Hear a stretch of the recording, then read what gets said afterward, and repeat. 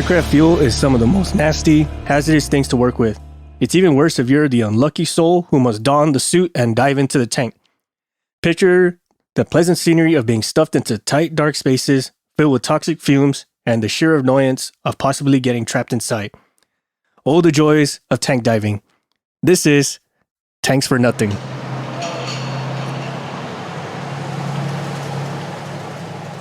Tanks for nothing. That's exactly what it is, especially when you're a portly some bitch like myself who has to try to squeeze the fat rolls in there. Anybody ever made bread before and had to knead the dough? So it's like fitting myself into a tank. You get the semi-dry Play-Doh and you try to really knead it through. That's pretty much what it's like. Or another picture is, you guys ever seen the second Ace Ventura movie, When Nature Calls? There's a scene where he's stuck in the rhino and he has to like pop himself out of the tiny hole and it looks like a baby rhino is coming out. That's what it more or less it feels like to squeeze into a fuel tank. In most cases, there's some that are a little bit bigger, but not by a lot.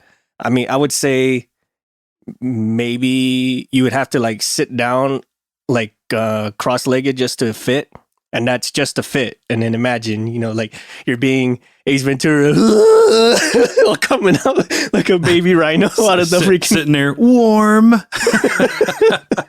What happened to your bunny suit? You went in with a bunny suit and you came out without it. What happened? Is the fuel it dissolved? So I don't have, prior to one specific job, I didn't have too much experience diving tanks. And then I took a position where, I mean, it seemed like after every flight, we were inside the wing tanks of this one specific aircraft. Mm-hmm. And I'll never forget. And I was just talking about being a heftier individual and trying to get in and out of these tanks, these access panels. But it was the day of my interview, and my soon-to-be supervisor was showing me around the shop floor and kind of giving me a tour and such. And we come up to the assistant crew chief, and the guy was sitting there typing at the computer, and the supervisor introduces me to the guy and to the assistant, and he spins around his chair, looks at me from head to toe, and goes, "Great. Another fucking guy who can't fit in the wing tanks," and spun back around and just kept typing. I mean, and I was like, all right, I don't know what to do. And the supervisor was like, he gets that way. And then we just kind of walked on. I was like, I don't know what to do though. I think that's kind of a good thing though. Like, oh, good, another guy who can't fit in the tank. Oh, thank God. Oh, thank God. But the good news is me and that guy end up becoming pretty tight friends, and still Nice. are to this day, even though we both don't work at that place anymore. But yeah, that was my first experience with like tanks. I didn't know I was going to be diving tanks at all. And he just turns at me, looks up and down, get out. Get out. Imagine that in a job where like you show up and then they have like a tape measure, like you're going to be tailored for something. Just kind of go around, get some measurements. Like, yeah, you're no good. You're not gonna fit. I kind of have heard of certain, some places kind of being that way. Like you're hired for a specific task. Like you were hired for your size. Well, wow, really? Well, yeah. And they're like, well, why'd you hire me for my size? I'm skilled in this and this. Yeah, well, that's fine and well if that job comes available, but you're small enough to fit in these places. So that's where we want you. So those people do that job, but they don't last very long in it because, I mean, who wants to spend an eternity inside of a fuel cell? You know what I mean? Right. Yeah. Yeah. So another movie that kind of illustrates this is Batman Begins, where like he's getting all this cool gear from his cool company, and then they just look at him like, what are you gonna do with all this gear there, Mr. Wayne? Like, oh, I'm gonna go cave diving. And then the look in their faces like, you're gonna what? Well, he didn't say cave diving, he said what is it, spelunking. So he's like, I'm gonna go spelunking. I'm like, what the fuck is spelunking? Oh yeah, isn't that like the sport of caving, like crawling through caves? Yeah, rappelling down inside caverns inside of caves and all that. Yeah. So picture that, but like it has all the dangers of it, but you get nothing nice out of it. Like I'm an aircraft spelunker. yeah. That's how you sell it, right? Be an aircraft spelunker. Like, all right, what's that do? Oh, see this? See, you know how like with cave diving, you go into deep dark places and there's chances you may die. Yeah, like that, but you don't see anything nice in the end. So good luck. I guess being a tank person as well, you kind of use the skills you figured out in kindergarten, the square peg in a round hole, Yeah. except you're the square peg trying to fit into an undersized round hole. Right? Yeah. And that's what it is. So some people, right, like, okay, what why would you guys do something so stupid? Why would you jump into a fuel tank? Well, um, like all things aircraft that need to get fixed, a fuel tank is one of them. And some of those require you to jump inside. Yep, cracked seals, even mods, right? The manufacturer could come out with, oh, we found out that after 5,000 hours of flight, the stresses in this one specific area are too great, and we have to replace these components or these structural members in there. And so there you are, find yourself inside of a tank with a headlamp, drilling and banging rivets. Right. I think in my case, the most problems I've ever seen with fuel tanks that involved you having to dive in was like bad electronics, like the gauges aren't working right, the fuel level's not working right. And you would hope it's like some of the easier fixes, like, okay, maybe the wire broke loose or something like that, so you just kind of have to tighten it back up or something. But then you get the unlucky times, which is half the time, where you have to jump in, you have to pull the probe or pull whatever wires that are in the tank, and then slowly try to fish it back the way it goes in the dark with maybe yourself at best case scenario sitting cross-legged while doing it. And then worst case scenario, you're like literally like the ball of Play-Doh trying to come out of the freaking jar. Or half the time you can, the tank's not so big to fit your whole body, but you can get half of you in there, but it's upside down. Yeah. So you're working upside, you're a bat, you know what I mean? And you work until you start losing your eyesight because the blood rushing to your head. Right. And you pop back out of the hole and sit there huffing fumes for a few minutes, and you put your head back in.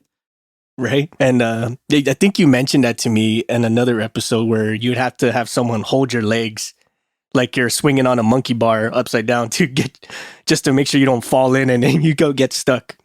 Oh, yeah. I mean, that, like, if you went all the way down in on your head in these one fuel cells, there's not enough room for you to get down in there. There's literally enough room for you to be vertical, but head first is the only way you can go. So yeah, somebody's got to sit there and tie a rope around your foot, or just sit there Indian style and holding your feet and ankles in their arms. Right. Those are good times. You really learn about people that way. If you're lucky enough to get the tanks in the fuselage or the body of the plane, that's a little bit more roomy or forgiving than, say, like the wings, like you mentioned, MVP, where like you have just enough to fit your head, maybe parts of your shoulder, but then that's about it. And then you run into those issues where like the only way out is to go further in. Well, so in the one specific airframe that I was mentioning at the beginning of the episode, you could only, the access was on the top of the wing, and then you had to go through ribs that had holes cut out in them. And so you might have to go, you'd get yourself down in, and you'd have to finagle yourself through 3 sections over, and there's only enough room for you to lay on your side. And again, if you're a larger individual, like your shoulders are wedged in between the upper and lower skin of the cell, and you're sitting there with, a grinder grinding paste and grinding cracks out of composites, doing all that inspection. And then beyond that, you have somebody down on the table doing layups for you, and then they'll basically carry them up to you, hand them down to you without trying to mess them up. And you got to try to do a pristine layup that won't leak with minimal movement. It's and so much time you can work with, because that resin's starting to cure. So it's a pain in the butt. But then when all that's done, like you were just saying, you're not going back out the way you came. Now you have to shimmy past that repair you just did without touching it, and then be berthed out the bottom of the wing where the exit hole was at. And that's more or less what it looks like. I've seen an instance where that happened to somebody where he couldn't go back the way he came, and in most cases you can't go back the way you came. So he's trying to squeeze his way out of this little access hole that's meant for like a freaking 6-year-old. And you just see him go like head first, like just exactly like the Ace Ventura thing. Like, oh my God, the aircraft is pooping out a human. Pretty much. And then and because it was such a pain to get in and out of these tanks, and I'm sure others who actually do it and are more proficient no matter the aircraft. But there's sometimes you get in there and like break time comes around or lunchtime comes around. You're like, I'm just going to stay in here and work. And then I'll just pop out of the tank 2 hours early before the end of shift to do paperwork and eat or something, because it's too much prep work to get yourself all suited up in a bunny suit, the mask, the LDLs, the equipment, the ventilation tubes, taping your wrists and ankles off to pop in and out every couple of hours. You like, once you're in, and that's where you're hanging out at. Yep. And I've heard some instances where people like they'll dive in, and then they would forget about them. They would just totally forget that they're in there until like you hear like this knocking sound either in the fuselage or into it, like bang, bang, bang, bang. Like, what the hell is that noise? Oh, you mean like they closed off the access panel with them inside? Well, not they closed it off. They just like they forgot he was there. They were so busy running around doing whatever else they had to do, and they forgot he was in there. And then you just hear like click, click, like oh, what the hell? What the hell's that noise? Oh shit, there's someone in here. And then you see him kind of like slowly, like it's one of those like you got to have someone at the outside to help pull you out. Well, I've done that before. Like it was getting towards the end of the day. There was a guy up inside. He was doing layups, grinding pace, but I hadn't heard the grinders or anything go for a while, which are all pneumatic, right? And I hadn't heard those whizzing around in a while. So I was like, I'm just gonna start cleaning up while I'm out here waiting on them, Mm-hmm. So I get there cleaning up and get to talking to people and whatever else. And next thing you know, all you hear is, hey, and you're like, what the hell? Who's yelling? It sounds real faint and far away. And you look up and you see this one little gloved hand like sticking out of the panel, like waving around. And you're like, what'd you take all my stuff for? And you're like, I'm not gonna lie, I kind of forgot you were there. Like, you motherfucker. You son of a gun. Can you imagine that? Like you're just walking up to a plane, and you're like, hey, God? Satan? What was that? What was that? We were talking about Ace Ventura. What was that Jim Carrey movie where he was like, Satan? Was that the first pet detector, or what was that? I think it was the first one. Yeah, I want to say it was the first one. I could be wrong. Yeah. Oh my God. Yeah. But that's such a good analogy, because like a lot of the dumb shit he did, especially when he's coming in and out of tight places, or like he has to like really scrub himself down post whatever, like with the Einhorn incident. That's more or less how you feel like once you get out of the tank.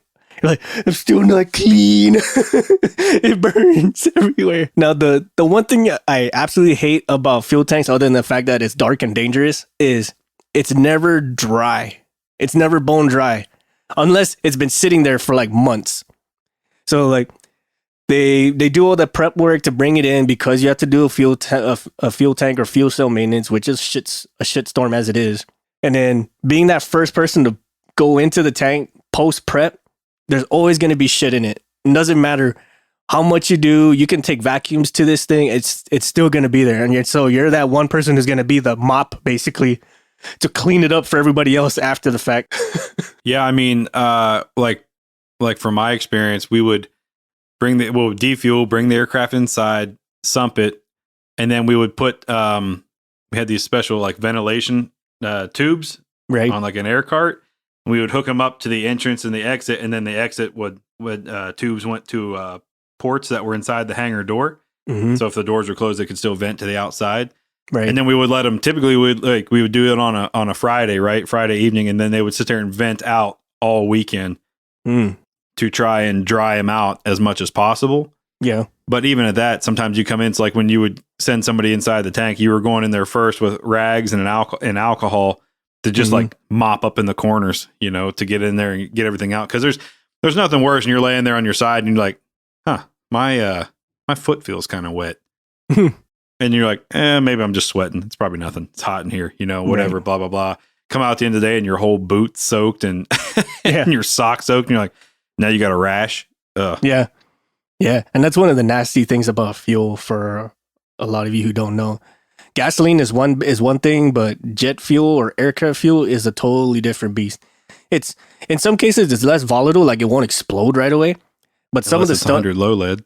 Yeah, unless it's 100 low lead, which then it's pretty much like you sneeze on it and it ignites. Right? Oh my God! And then, but just having contact with fuel, if there's anything plastic in there, it's gonna dissolve. If there's anything rubber in there, it's gonna dissolve.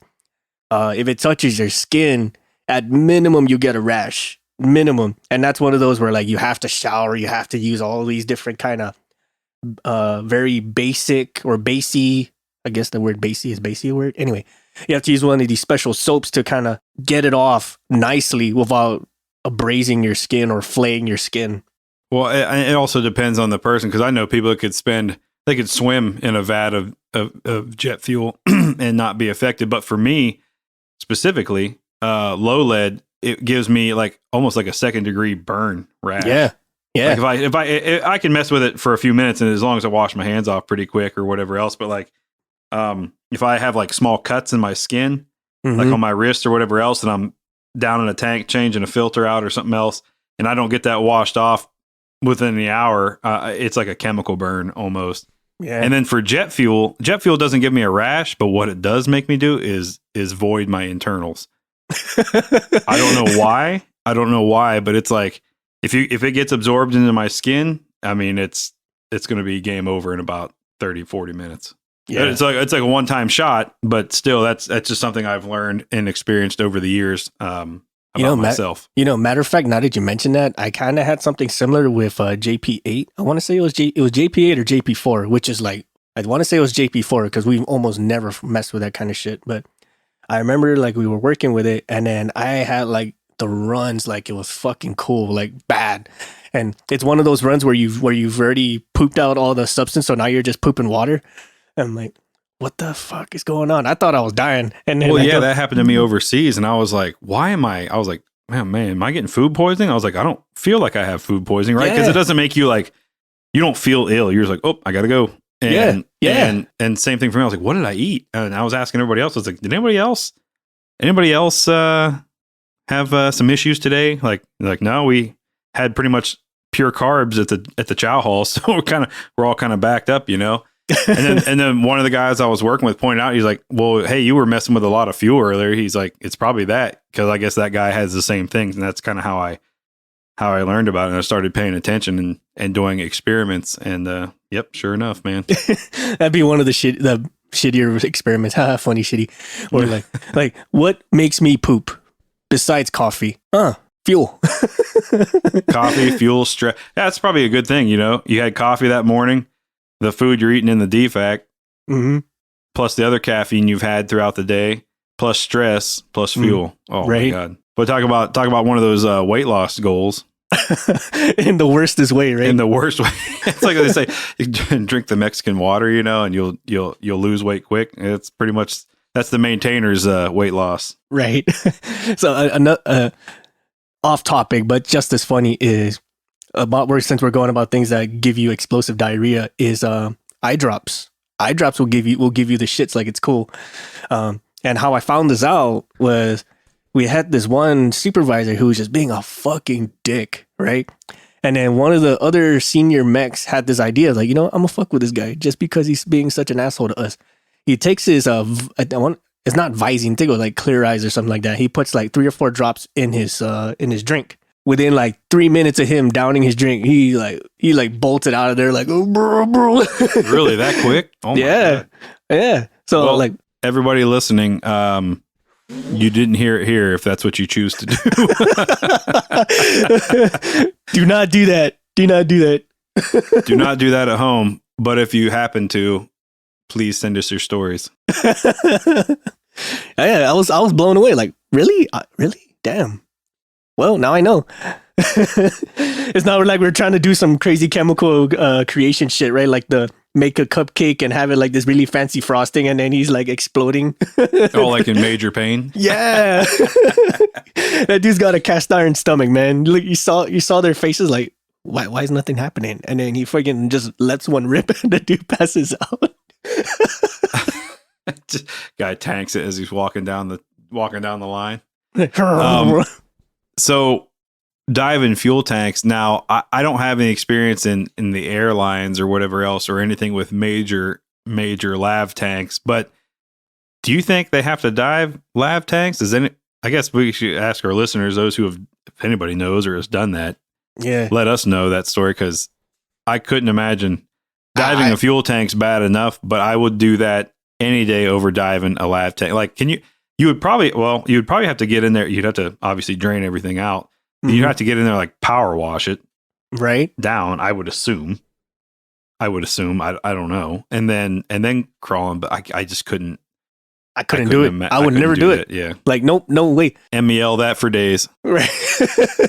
I have done some pretty crappy jobs, but I will never dive a lav. If that's a thing, if that's even a thing that you're supposed to do, I wouldn't do it. Because even with the stories of some of our patrons and some other listeners have shared with us, like guys would just like dunk their hand in it to fish around for stuff. And they'll come out with like some type of TB or come whatever. Out with hepatitis C is what they come out with. Yeah, like fuck that. And then you're going head first, shoulders first into the whole tank. I know you probably got rubber boots. I know you have rubber boots, gloves, a bunny suit of some type, some sort of respirator system, some sort of ventilation system. Despite all that, my biggest fear would be some sort of seal or breach happening in the suit that I'm wearing or the respirator that I'm wearing, and then just being rushed with those fumes and or my skin contacting those fluids. Like yeah, no, absolutely not. Fuck no. You can't pay me enough for that shit. No, if it's like, hey, you do that or you lose your job. Well, bye, Felicia. You're like, right. Bye. Fuck this. Woo. Yeah, screw that. Now, for those of you who do it for a living, man, you guys deserve all the fucking money. Give them all the Powerball tickets, all the Mega Millions tickets. These guys do too much for convenience. Yeah, and if we have listeners that do that, please write us and let us know the steps that you take to undergo and precautions, because I'm genuinely concerned and intrigued right now just thinking about that job, and I can't imagine. I'm running through the steps in my head that I would take before taking on that job. Right. And I still, it's not enough. Yeah, it's called walking out the door.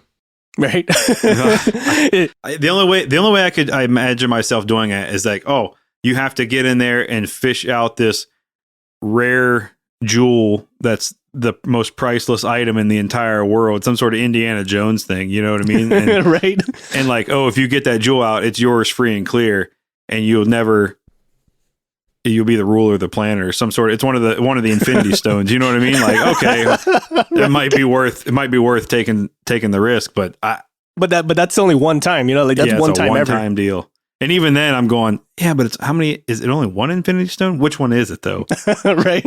Is it the one where like I touch it and I die, or what? Or is it the one where I can reverse time? So I get this thing and I reverse time like I never had to do this. Right. Or is it the one where like I can teleport out of it if I get stuck, you know? Yeah. Not the one where like I touch it and everything around me explodes, you know?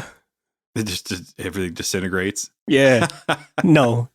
Or it's like, someone hold my foot, so in case it's the one, you know, at least we don't die at once. Man, that's I don't know, but I'd be interested to know what kind of steps you guys undergo for that. No kidding, man. If that's even a thing, if that's a thing, man, kudos to all of you. And then what sort of steps, like MVP said, what do you guys take? Because with fuel, I could we got ventilators, we got bunny suits, we got rags, alcohol, all kinds of stuff to kind of make it as safe as possible. And even then, it's still relatively dangerous. Yeah, I mean, you never that fuel smell never goes away. Mm-hmm. No matter how long you ventilate it, no matter how, you know, it's there. And then you got to think about when you're done doing the job and you're resealing hatch panels or different lap skins or whatever down inside from whatever work you were doing. I mean, you got the smell of that Pro Seal or BHAF or whatever else, and that's pretty potent stuff as it is too. So heck yeah. And the ones I've experienced the most of is the self-sealing fuel cells. Like if it gets shot, it'll So it has like this film of gel around the cell.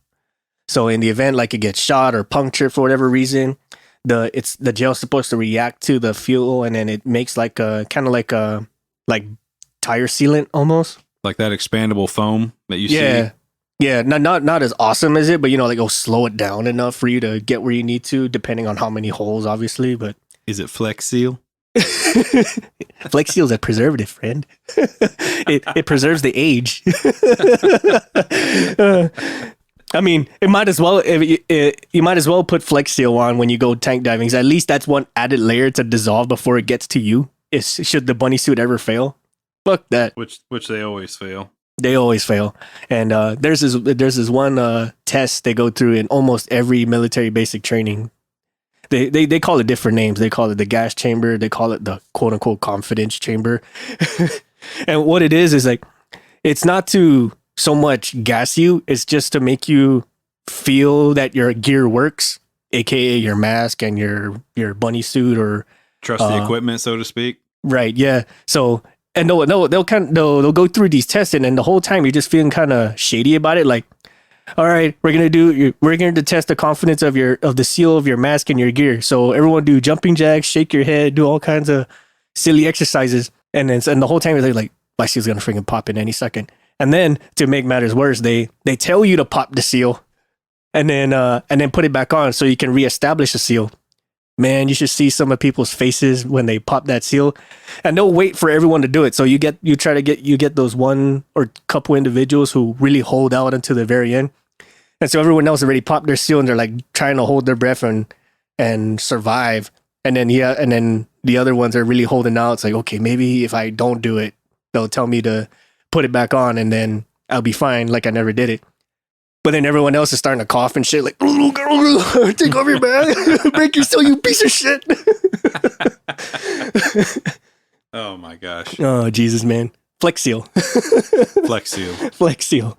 And like going back to the whole diving thing, man, like if that was a tour, that'd probably be like the one tour that get like 0 reviews, like 100% Rotten Tomatoes, 100% zero, like negative reviews on Yelp. Just fucking no. I would say the only thing worse than, or the only couple of things that are worse than diving a fuel tank is A, the lav tank, and B, working with oxygen. Well, yeah, O2 is a finicky thing. I mean, you have to make sure like your tools, hands, everything are free of any oil and contaminants and all that. But right, yeah. But I didn't have, I didn't really have like the first couple of times I was nervous about it. And I guess that's even to this day, still messing with O2. I get a little nervous about it, but maybe that's a good thing because it forces you to take extra precautions and not just kind of slack off about it, which is where then incidents occur and you hurt yourself.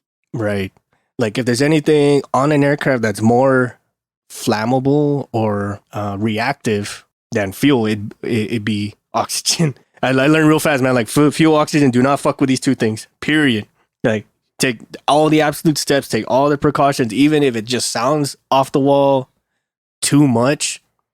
That too much might be the part that just saves your life. I would say with Skydrill too, under pressurized systems, like this 3,000 plus systems. Eesh. Yeah. Well, with Skydrill, man, like that, like if you even get so much as a pinhole of a crack in any of the lines, and that system flows through 3,000 psi through like a little pin needle, is like basically like a bullet, you know?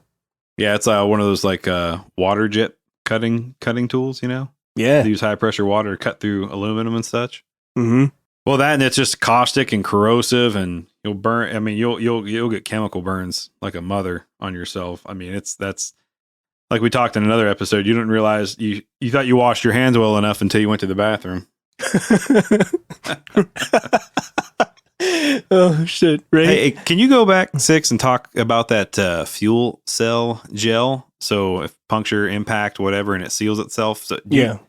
Can you elaborate on that a little more? Kind of explain what it is and what it does and how it reacts, and so and if you is it a time change item? Do you have to replace it every so often? Does it come with the fuel cell? Say you have to replace the entire fuel cell. Do you have to?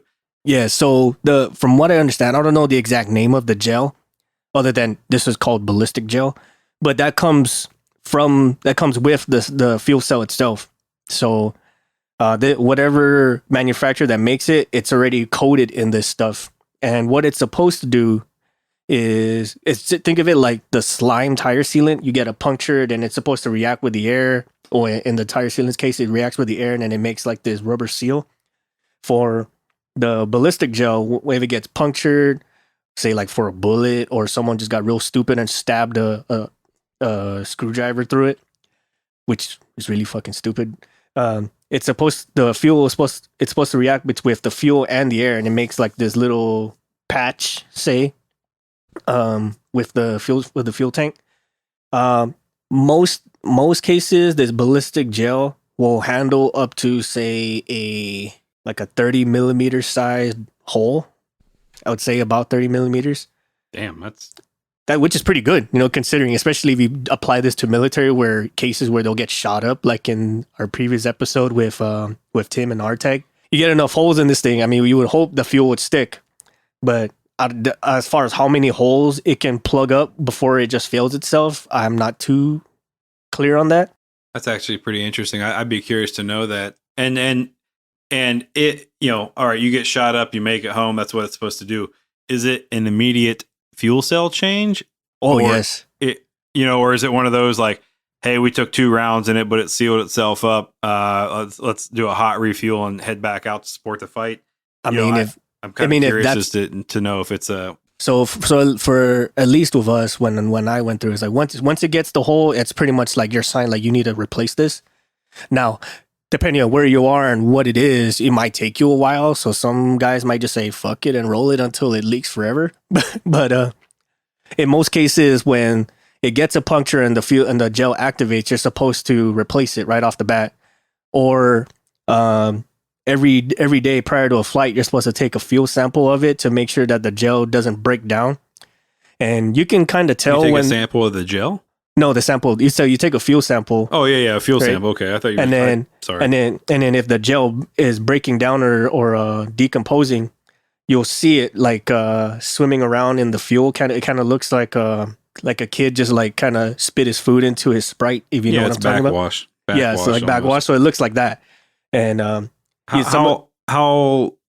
how many flight hours typically go by before you would start to see it breaking down? Do you remember? Or I've seen somewhere like it can go pretty much till its next overhaul inspection before they have to really mess with it. But I've only seen it broken down once, but that was because it was a faulty fuel cell, not because of the gel itself. Like whatever they did to prep it to have the gel on, it just didn't stick. Okay, so the gel is I'm asking questions because I don't know. The gel is external to the fuel cell, like wrapped around it. Sort of like, remember like the MRAPs had those? I want to say yes. But what the fuel is actually, the gel is inside the fuel. It's inside the tank. Oh, okay. So here's what I was envisioning. I was envisioning your tank, composite, aluminum, whatever it is. Right. With like it sat in like a sheath almost of the gel. Yeah. So, but okay. All right. like Makes sense to be on the ones inside. I've seen, it's pretty much like, picture it like tire sealing. Like I keep referring to that because that's more or less how I would assume it's applied. Is you make the cell and then you have like a person that kind of goes in there and just either paints it or like fills it up to a certain degree, then puts pressure into it so it blows it onto the walls and then it kind of stays there until it dries. That's I assume, but that level of maintenance or manufacturing is like well above my level of awareness. So if there's anyone out there who makes those kind of cells with the gel, please tell us how it's done. Because I bet there's YouTube videos too we could check out and see as well. But I mean, that still might be classified proprietary information. True. So don't know that either. Don't want to have anybody in black SUVs knocking on my door for searching the wrong thing. You know what I mean? Yeah. I wonder if on the big jets, right? So we have one of our Patreons and he dives larger aircraft. And I forgot to ask him when we were talking with him, but I wonder if on the big jets, if they have that ballistics gel in there in the fuel cell. So like if they finish doing repairs, maintenance inside of the tank, do they then have to like get roller brushes of this gel, in 5-gallon buckets, and they're rolling out the entirety of the interior of the tank? Or I don't know, because typically those jets, the only time they would be able to take a round like that is on short final, just after takeoff, or while it's sitting on the ground. Right. During flight, those things are cruising at 30 to 40 thou. So I doubt they're going to take anything up there. Unless like, we're talking like World War II movies where they're shooting flak up from like anti-air cannons and stuff like that. Which, right. But I'd be just curious to know if on the heavies, if they use that too, or if they, for weight savings purposes and the chances of it taking around in today's day and age, they don't do it for, I'm assuming probably most of the aircraft that use that would be some fast movers, low out stuff in helos. Right. Yeah. Which is the case for my end was low out or helos or close air ground support. Stuff like that. I would assume those would do it because they're the ones most likely to get holes punched in them for. Yeah, I imagine an A-10 would have those, right? Because they're coming in low. I would assume so. That'd be a good question. I mean, we saw that A-10 was a female pilot in Iraq, I think it was, and she like lost a wing, a tail, an engine, still made it home. I think it was all beat to shit. But I wonder. I mean, I'm going to go out on the limb and say that those tanks on that aircraft are probably sealed. I would hope so. I could imagine like the ice in that person's nerves, man, to take that kind of a hit and still find the means to go home.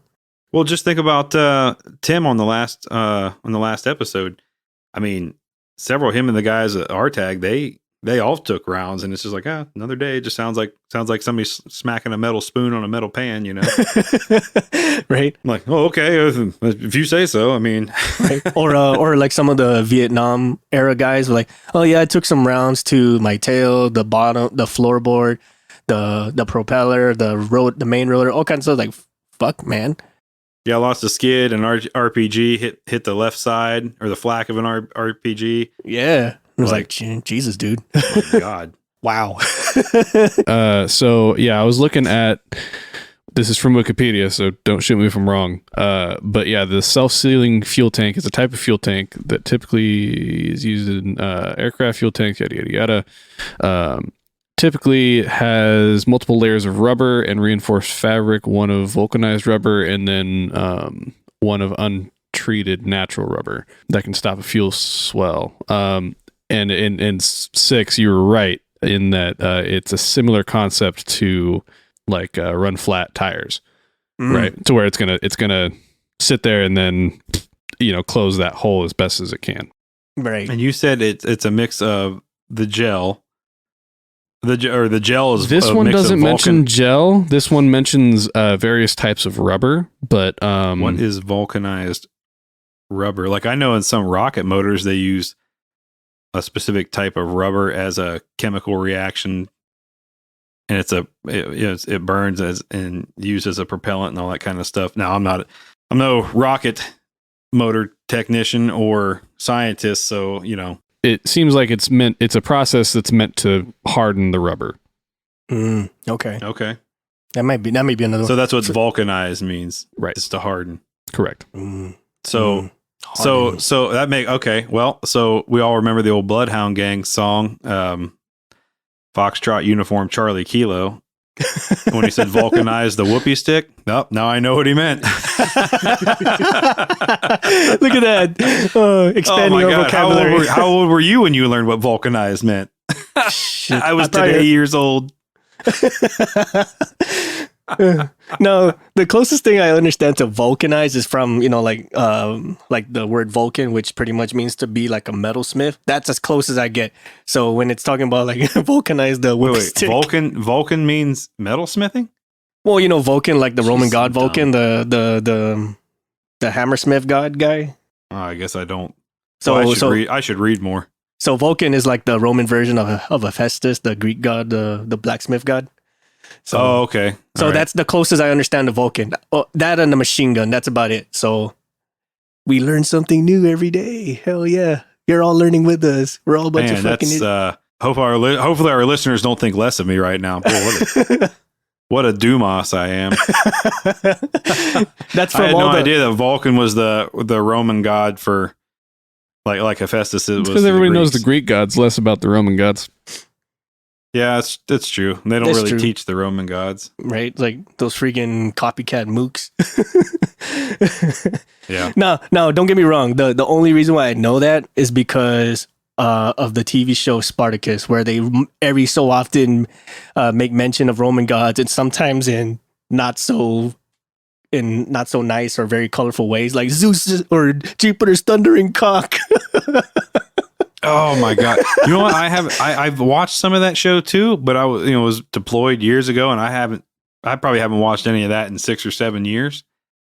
And so, but now that you said that, I do remember that from one of the main characters. He used to say that quite a bit. Yeah, that shit was funny.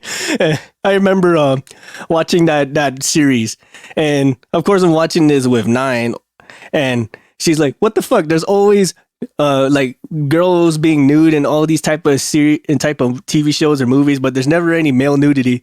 And then the second she said that, like freaking dick swinging all over the fucking place. Well, there you go, male like, nudity. Look, honey, there really is something for everyone. There you go. So there you go for all you ladies out there. Spartacus, if you haven't watched it and you're all about seeing that equal opportunity for male nudity, that's a show to watch. Fuck. Oh my gosh. Oh, that took a turn for the worse. Oh shit. So, anyways, tank diving. The worst, Tank diving. the worst kind of diving that you can do, minus say a lavatory diving, which is just sounds gross. I feel like I'm getting I feel like the term spelunking works more for the lab diving than the fuel tanks. But what do I know? Aircraft spelunking. Explore the deep dark corners of an aircraft fuel tank / lav tank. You might not make it out though, but whatever. I'm curious to see some of the stories that come across from people about the lav tank diving. So I have a question. Very well. Are there any long-term health problems coming from tank diving? Oh man, let me tell you. I mean, I think the biggest one of all would probably be cancer. Okay. Just because. Yeah, you're gonna have some respiratory issues for sure. A lot of people will have now I don't know about so much anymore because obviously the health standards and codes and regulations and everything you have to do to perform these jobs has changed from 1950s to now. But I do remember reading an article talking about some old maintainers, and a lot of it was like pancreatic stuff back in the day, right? You're getting all the toxins in through your skin, and then it just pretty much, it's like they say attribute it to like heavy drinking your entire life, so to speak. That kind of damage, Yeah. So there's the skin rashes, which we talked about. There's the lung problems and the pancreas problems, like what MVP is talking about. There's also cancer, but I think nowadays almost anything aircraft related causes cancer. And then what's the scientific term for your nose? The nasal, but like isn't there another olfactory? Is it olfactory? Is that it? Olfact? Olfactory. Shoreline, you wanna goo-gaggle that one for us? Anyways, goo-gaggle. Anyways, one of those. But yeah, your senses kind of get dulled from that constant fumes day in and day out. Mm-hmm. Yep. Yeah, and that's some of that stuff is just straight up nasty. And I'm not gonna lie, I think I'm suffering some ill effects from it. Like I can't smell worth the shit, or unless like it's like very strong, like it coats the room with it. But if it's just like everyday stuff, it's like near impossible for me to smell it. Well, yeah, you can almost go nose blind to it too, right? After a while, anybody who's worked around certain smells or chemicals, like after a while, you just kind of like somebody walks into your house and you're like, oh, God, were you guys cooking bacon? And you're like, oh, like 4 days ago. I mean, I don't smell anything, but right. But somebody who's new to that environment, they're picking up on it right away. Yeah, it's some nasty stuff, man. And for those of you guys who are working on aircraft that involves doing those tank dives, hats off to you guys, because that's one of the jobs I freaking hate doing. There was an article, I think it was Aviation Pros magazine, where it was talking about, well, this was in California around 2001, where they, like, out of 36 million tank dives that happen, there's about 20 to 30 some individuals that don't make it out from diving. Really? Yeah, it's freaking wild. And I would assume that it doesn't give me an age or how many times they dive. It just says like there's like a 20 to 30 out of a couple of million chances of you not making it out of the tank. So, well, I think that's typically why they try to send. Wasn't I forget his name, but wasn't he telling us that they typically send in 2 at a time? Or I know when I was tank diving, you couldn't fit 2 people in there, but you had one person. I think that's the actual the standard now is you have to have somebody watching or witnessing or whatever. They're monitoring oxygen levels, fume levels, all these different things. Right, They're checking on the person in the tank, making sure they're still doing good. Right, yeah. They're keeping people away from the open fuel cell area, so, they're helping prevent contaminants and all that kind of other stuff. So, yep. And most cases when they do tank dives or any kind of fuel cell maintenance, they would tag out everything within within that hangar space, like do not turn on power, do not come within 50 feet unless you're supposed to be working on it, stuff. And then for the guys, we had lockout, tag out tags that we put on circuit breakers up in the cockpit. There were signs that we would put in the cockpit too. If somebody walked in, typically we would have the whole area roped off, and you would have to get the outside observer, the external there. So that's the word I'm looking for. The external observer's approval before entering that area, right? Before even coming in around the aircraft itself. But yeah, it's a lot of stuff going on. It's a lot better now than I'm sure it was, but that's still a crazy number that 20 some people out of, I don't remember however many he said, but yeah, I think 20, 36 million, something like that. Even then, for most people, like, oh, that's a pretty low number. But I mean, if you consider that. But like I said, like we were just saying, you consider the steps that have been taken to mitigate risk in today's day and age and the new developments of safety equipment and whatever else, that still seems like a high number. Very much so. And that's not a job that's going away in aviation anytime soon, because we're only building bigger aircraft. Yep. And the stresses of flight aren't dissipating anytime soon. Yeah, no doubt. Closing thoughts, MVP. Again, hats off to all of you who dive tanks, who do the work inside of there.